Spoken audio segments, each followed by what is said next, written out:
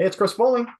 It's Chris Beyer, ACB. Mr. Beyer, we've got a great guest, someone that I've worked with for almost 10 years. This is Brian Yeah. Dunn at Sieda Community Action in Ottumwa, Iowa. Thanks for joining us, Brian. Thank you for having me. So Yeah, welcome. Tell us a little bit about you and how did you actually come to Sieda? I grew up in Iowa, not too far from Ottumwa, in Osceola, about an hour and 15 Yep. minutes from here.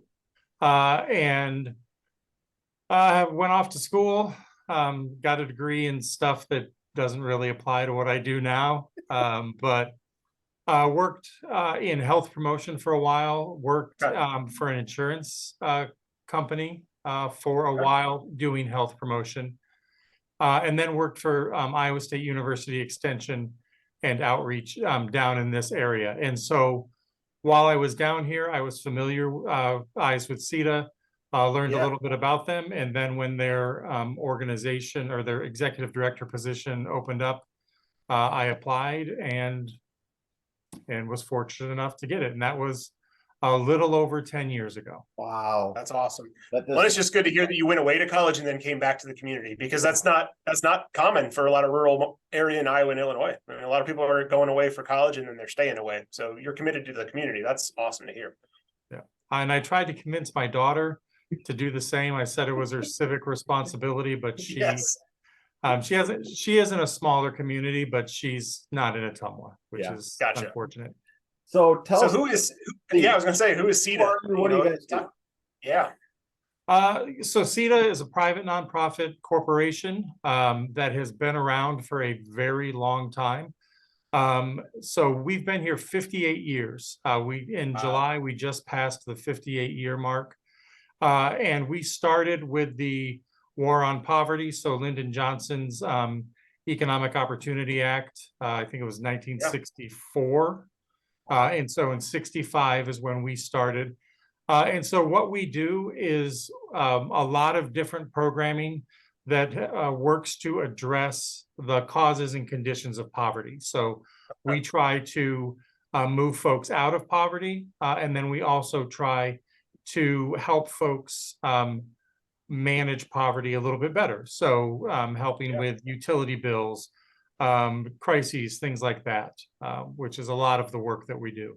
Yeah, that makes sense. And I know there's a lot of community actions throughout all the different states, but you are geographically responsible for certain counties, right? There's not an overlap of the organizations. No.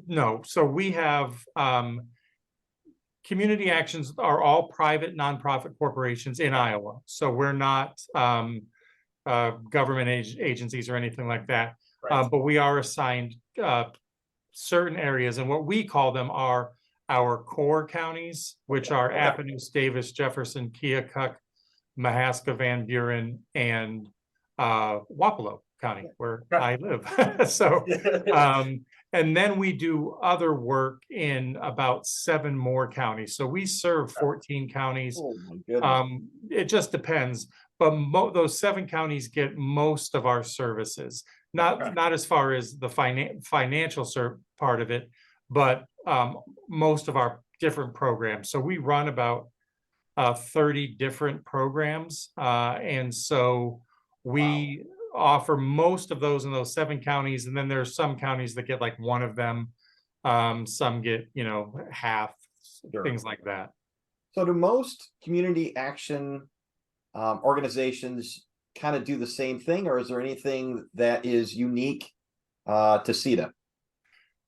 In Iowa, we have core programming. So there's that weatherization. A lot of us do Head Start, which is preschool for low-income families.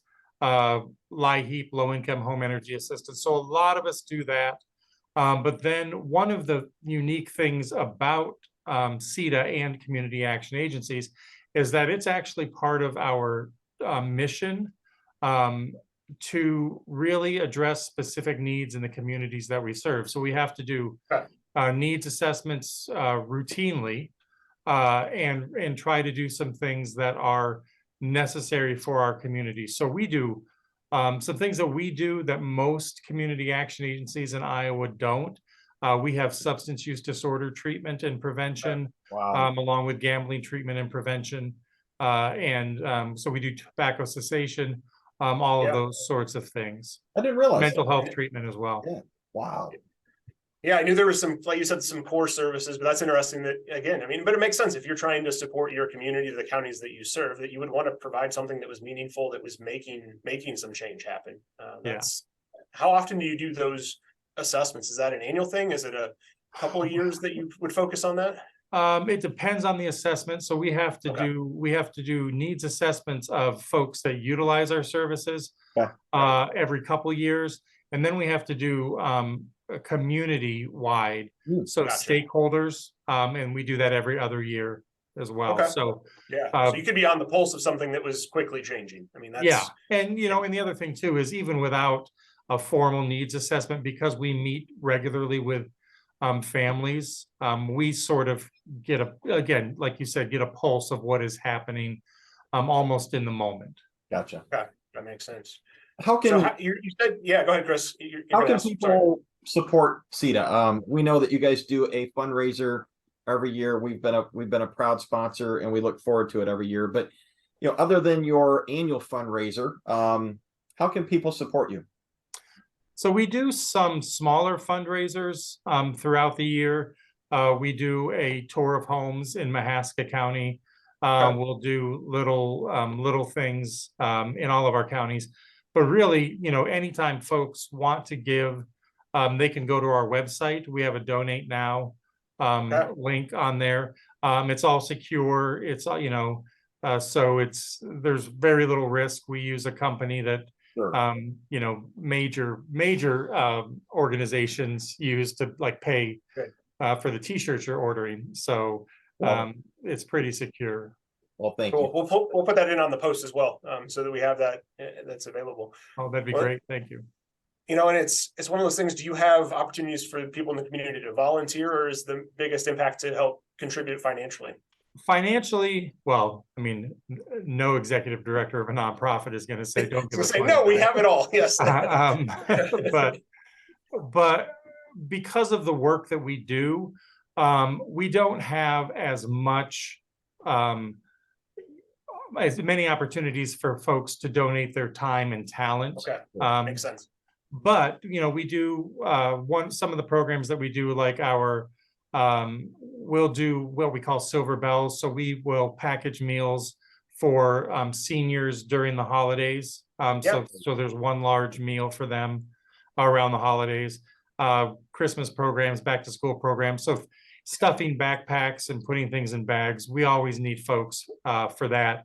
And if folks just keep an eye again on our webpage or our Facebook page, they can know what we need. Excellent.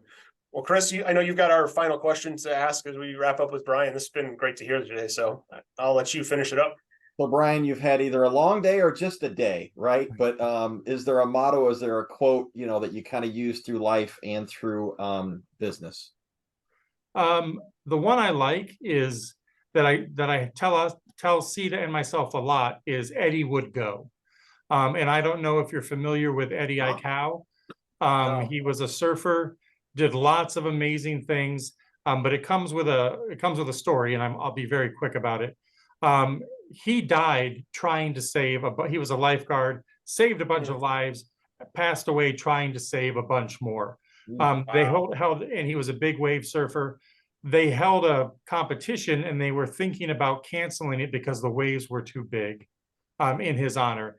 And so finally they just said Eddie would go, right? And so for me, that's a good reminder that we do things sometimes not despite the fact that they're hard, but because they're hard and worthwhile. So Eddie would go is the one I use a lot. Wow. Love it. I like that, Brian. Thank you for sharing. Well, it's been great to get to know you and see it a little bit more, and we appreciate you joining us in Focus. Thank you. Thank you. Thank you. Thanks, so Brian. much for joining us.